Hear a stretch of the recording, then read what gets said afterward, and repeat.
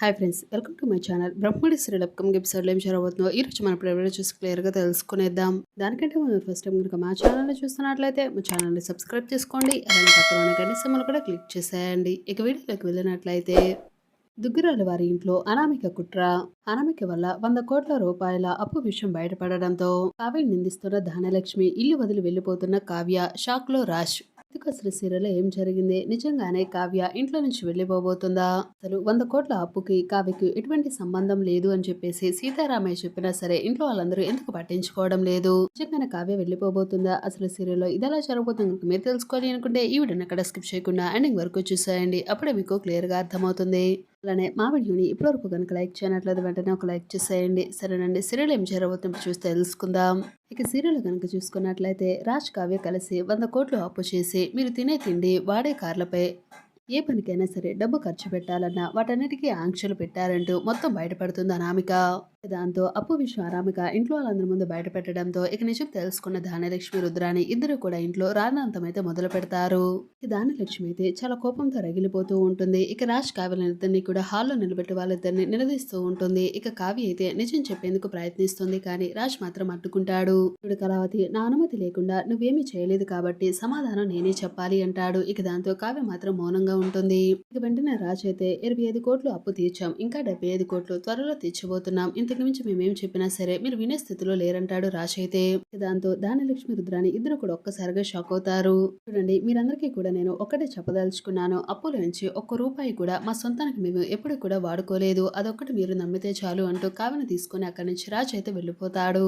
మీరు చెప్పే మాటలని మేము ఎలా నమ్ముతామనుకుంటున్నారు? ఆస్తి మొత్తం కూడా మీరు అనుభవించాలని, మొత్తం ఆస్తిని మీ పేరు మీద రాయించుకోవాలని, కావాలని ఇదంతా చేస్తున్నారని, మమ్మల్ని రోడ్డు మీద పడేయాలని కదా మీ ప్లాన్ అని చెప్పేసి అంటూ ధాన్యలక్ష్మి అయితే కావ్య మీద చాలా ఫైర్ అవుతుంది. ఇదంతా చూస్తున్న అపర్ణ, సుభాష్ ఇద్దరు కూడా చాలా బాధపడుతూ ఉంటారు. అసలు ఇంట్లో ఏం జరుగుతుంది? మాకు రావాల్సిన వాటా గనక మాకు రాకపోతే, అసలు ఈ సమస్య ఎక్కడి నుంచి మొదలైందో అక్కడ గనక అంతం అవ్వకపోతే నా అంతు చూస్తారు, నా విశ్వరూపం ఏంటో అందరికీ చూపిస్తానని చెప్పేసి అంటూ ధాన్యలక్ష్మి అయితే ప్రకాశం తీసుకుని వెళ్ళిపోతుంది.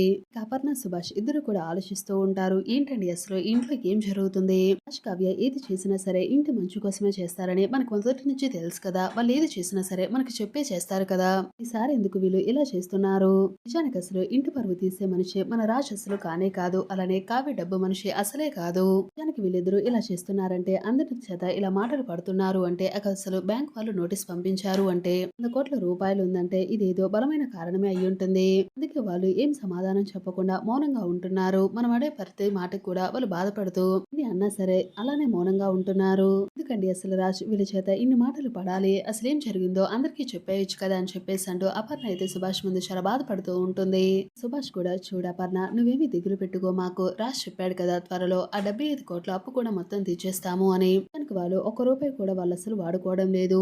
ఆస్తి మొత్తం కూడా ఏదో ప్రాబ్లం లో ఉంది, అది నాకు బాగా అర్థమవుతుంది. వీటన్నిటిని కూడా రాజ్ ఖచ్చితంగా సాల్వ్ చేస్తాడు. కానీ ఇదే అవకాశంగా తీసుకున్న రుద్రాని, ధాన్యలక్ష్మి వీళ్ళిద్దరు ఇంట్లో చేసే గొడవలు, ఈ గొడవలను అసలు ఎలా ఆపాలి, ఈ గొడవలు అసలు ఎంతవరకు దారి తీస్తాయని నాకు చాలా కంగారుగా ఉంది అని చెప్పేసి అన్నాడు సుభాష్ అయితే. చూడండి, ఏమీ కాదు, ముందు మావయ్య గారు గనక తిరిగి వస్తేనే దీనందరికీ పరిష్కారం దొరుకుతుంది. అప్పుడే మనం ఈ ధాన్యలక్ష్మికి, అపర్ణకి ఇద్దరికి కూడా అడ్డుకట్ట వేయొచ్చు. అసలు రేపు ఏం జరుగుతుందో చూద్దామని చెప్పేసి అంటూ అపర్ణ, సుభాష్ ఇద్దరు కూడా మాట్లాడుకుంటూ ఉంటారు.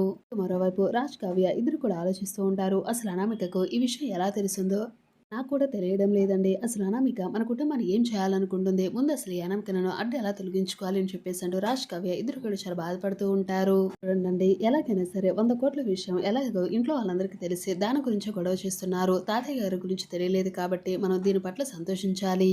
100 కోట్ల రూపాయలు అప్పు తీరే వరకు ఇంట్లో వాళ్ళు అసలు ఎంత గొడవ చేసినా సరే ఇక మనం మౌనంగా ఉండటం తప్ప ఇంకే మార్గం లేదు అని చెప్పేసి అంటూ కావ్య, రాజ్ ఇద్దరు కూడా చాలా బాధపడతారు. రాజు అయితే కావ్యతో ఇలా అంటాడు, చూడు కళావతి, ఇన్నాళ్ళు నువ్వు నన్ను నమ్మావు కదా, ఈ ఒక్క విషయంలో కూడా నువ్వు నన్ను నమ్ము, ఎలాగైనా సరే ఈ ప్రాబ్లం నుంచి నేనే బయటపడేస్తాను అని చెప్పేసి అంటాడు. దాంతో కావ్య అయితే రాజును హక్ చేసుకుని చాలా ఎమోషనల్ అయిపోతూ ఉంటుంది. ఇక మరోవైపు అనామిక అలానే సామంత్ ఇద్దరు కూడా దుగ్గిరాల వారి కుటుంబం మీద కుట్రలు పడిన ప్రయత్నంలో ఉంటారు. ఇక బ్యాంకు వాళ్ళతో మాట్లాడిన అనామిక దుగ్గిరాల వారి ఆస్తులు జప్తు చేయమంటుంది. ఈ విషయం సామంత్ కి చెప్తుంది. బ్యాంకు వాళ్ళ దగ్గర నుంచి తక్కువ రేటుకు నీ పేరు మీద రిజిస్ట్రేషన్ చేయించుకుంటే సరిపోతుంది కదా అని చెప్పేసి అంటూ అనామికకి సలహా ఇస్తాడు సామంత్. దాంతో అనామిక అలానే సామంత్ ఇద్దరు కూడా చాలా సంబరపడిపోతూ ఉంటారు. దిక్కులారి వారి కుటుంబం 100 కోట్ల రూపాయల ఆస్తి మొత్తం కూడా మన సొంతం అయిపోతుంది. ఇప్పుడు కూడా నేను అసలు ఆ కావ్యను నేను ఓడించాలి అనుకుంటాను. కానీ నాకు వచ్చిన అవకాశాన్ని ప్రతిదీ కూడా చేజార్చుకుంటున్నాను. ఈసారి మాత్రం తగ్గేది లేదు. ఎలాగైనా సరే ఆ దుగ్గిరాల వారి కుటుంబం పరువు మొత్తం తీసి తీరుతాను. ఆస్తి మొత్తం కూడా నా సొంతం అయిపోతుంది. ఆ కుటుంబం మొత్తం కూడా నా కాళ్ళ కింద ఉంటుంది. అప్పుడు చెప్తాను ఆ కావ్య పని అలానే ఆ కళ్యాణ్ పని. కుటుంబం మీద ఎలా పగ తీర్చుకోవాలో నాకు ఇప్పుడు బాగా తెలిసింది. నుంచి వాళ్ళకు ఉంటుందని చెప్పేసి అంటూ అనామిక సామంత్ ఇద్దరు కూడా చాలా సంబరపడిపోతూ ఉంటారు. ఇక మరోవైపు ధాన్యలక్ష్మి అయితే ఆస్తులు మొత్తం కూడా చేజారక ముందే మన వాటా మనం తీసేసుకోవాలి. ఎలాగైనా సరే ఆస్తిలో నాకు గనక వాటా రాకపోతే అప్పుడు చెప్తాను అని చెప్పేసి అంటూ ధాన్యలక్ష్మి చాలా ఫైర్ అవుతూ ఉంటుంది. ఇంతలో కళ్యాణ్ అయితే ఎందుకు మమ్మీ నువ్వు అసలు ఎంత స్వార్థంగా ఆలోచిస్తున్నావు? ఎన్ని చెప్పినా సరే నా ఆస్తి మొత్తం నాకు రాకపోతే నేను అసలు ఊరుకున్నదే లేదు అని చెప్పేసి అంటూ ధాన్యలక్ష్మి అయితే భీషించుకుని కూర్చుంటుంది. మరుసటి రోజు యథావిధిగానే రాజ్ కావ్య ఇద్దరు కూడా ఆఫీస్ కి వెళ్ళాలి అని చెప్పేసి బయలుదేరుతూ ఉంటారు. ఇక ఇంతలో బ్యాంక్ వాళ్ళైతే నోటీస్ తీసుకుని ఇంటికి రానే వస్తారు. ఈ ఆస్తులన్నీ కూడా మేము జప్తు చేస్తామని చెప్పేసి అనడంతో ఒక్కసారిగా దుగ్గిరాల వారి కుటుంబం మొత్తం కూడా ఒక్కసారిగా షాక్ అయిపోతుంది. ఇంతలో ఇదే అవకాశంగా తీసుకున్న రుద్రాణి ధాన్యలక్ష్మి అయితే ఆ బ్యాంక్ వాళ్ళ ముందే రాజ్ కావ్యలతో గొడవకైతే సిద్ధపడతారు. దాంతో సుభాష్ అయితే చాలా ఫైర్ అవుతాడు. చూడండి, నాన్న ఇచ్చిన 100 కోట్ల షూరిటీ సంతకం కిందే ఈ 100 కోట్ల రూపాయలు అప్పు ఈ రోజు రాజ్ కావ్య తీర్చాల్సి వస్తుందని చెప్పేసి అంటూ అసలు నిజాన్ని బయట పెడతాడు. దాంతో ధాన్యలక్ష్మి మాత్రం మీరేం చేసినా సరే ఎంత షూరిటీలు పెట్టినా మాకు అనవసరం, మాకు మాత్రం మా వాటా మాకు కావాలని చెప్పేసి అంటారు. ఇంతలో హాస్పిటల్ నుంచి సీతారామయ్యని తీసుకుని ఇందిరాదేవి అయితే ఇంటికైతే వస్తుంది. బ్యాంక్ వాళ్ళు నోటీస్ తీసుకుని ఇంటికి రావడంతో ఇంట్లో జరుగుతున్న గొడవలు చూసి ఒక్కసారిగా సీతారామయ్య ఇందిరాదేవి షాక్ అయిపోతారు. ధాన్యలక్ష్మి అయితే కావ్యని నిందిస్తూ ఉంటుంది. చూడు కావ్య, నువ్వు అసలు ఈ ఇంటికి వచ్చిన దగ్గర నుంచి మా ఇంటి పరువు పోతుంది. ఇంట్లో కష్టాలు గొడవలు ఇవన్నీ కూడా మొదలయ్యాయి అంటే దానికి కారణం నువ్వే. అసలు మా మావయ్య గారు ఇద్దరు మనవలు పెట్టుకుని ఆస్తి మొత్తానికి వాళ్ళని వారసురాలను చేయకోకుండా ఎక్కడి నుంచి వచ్చిన నిన్ను వారసురాలు చేశారు. ఆస్తి మొత్తం నీకు అప్పచెప్పారనే నువ్వు అసలు ఈ రోజు ఇష్టం వచ్చినట్లుగా ఖర్చు పెట్టి 100 కోట్లు అప్పు ఉంది, అవి తీరుస్తున్నాను అని చెప్పేసి లేనిపోని కబుర్లు చెప్తున్నావు. కొడుకుని చూస్తే నీ చెల్లెలకి ఇచ్చి పెళ్లి చేశావు. చెల్లెలు పెళ్లి చేసుకున్న కానించి నా కొడుకు ఎన్నో కష్టాలు అనుభవిస్తూ బయట ఉంటున్నాడు. ఎంతో హోదాలో దర్జాగా ఇంటి వారసుడిగా ఇంటి మనవడిగా అసలు ఈ ఇంట్లో దర్జాగా ఉండాలి అని ఈ రోజు నీ వల్ల నీ చెల్లెల వల్ల నా కుటుంబం చిన్నాభిన్నమైపోతుంది. నేను చూస్తుంటే నాకు అసలు చాలా కోపం అనిపిస్తుంది. అసలు మా ఇంట్లో నుంచి వెళ్ళిపోతేనే మాకు చాలా ప్రశాంతంగా ఉంటుందని చెప్పేసి అంటూ ధాన్యలక్ష్మి మాట్లాడుతూ ఉంటుంది. ధాన్యలక్ష్మి మాటలకి కావ్య అయితే చాలా బాధపడుతుంది, ఏడుస్తూ ఉంటుంది. ఇంతలో సీతారామ అయితే లోపలికి వస్తాడు. ధాన్యలక్ష్మి అని చెప్పేసి అంటూ గట్టిగా అరుస్తాడు. ఇక దాంతో ధాన్యలక్ష్మి సీతారామని చూసి ఒక్కసారిగా షాక్ అయిపోతుంది. సైలెంట్ అయి అలానే నిలబడి చూస్తుంది. చూడండి, నేను నా స్నేహితుడు నమ్మి 100 కోట్ల రూపాయల కింద షూరిటీగా సంతకం పెట్టాను. ఆ విషయం మీదనే ఈ రోజు వాళ్ళు ఈ అప్పు తీర్చాల్సిన పరిస్థితి వస్తుంది. నిజానికి అసలు ఈ విషయం గనక బయటపడితే ఇంట్లో వాళ్ళందరూ కూడా చాలా బాధపడతారని, పరువు ఎక్కడ పోకూడదని దుగ్గిరాల వారి కుటుంబం పరువు కాపాడడానికే ఈ రోజు నా మనవరాలు మీ అందరి చేత ఇన్ని మాటలు పడుతుంది కానీ అంటూ సీతారామయ్య మాట్లాడడంతో కావ్య మాత్రం చాలా బాధపడుతుంది. చూడండి తాతయ్య, ఇప్పటికైనా అందరికీ నిజం తెలిసిపోయింది. మీరు తిరిగి వచ్చేసారు, పూర్తి ఆరోగ్యంతో ఇంటికి వచ్చారు. నాకు ఇక చాలు, ఇక నాకు సెలవు, నేను ఇంటి నుంచి వెళ్ళిపోతున్నాను.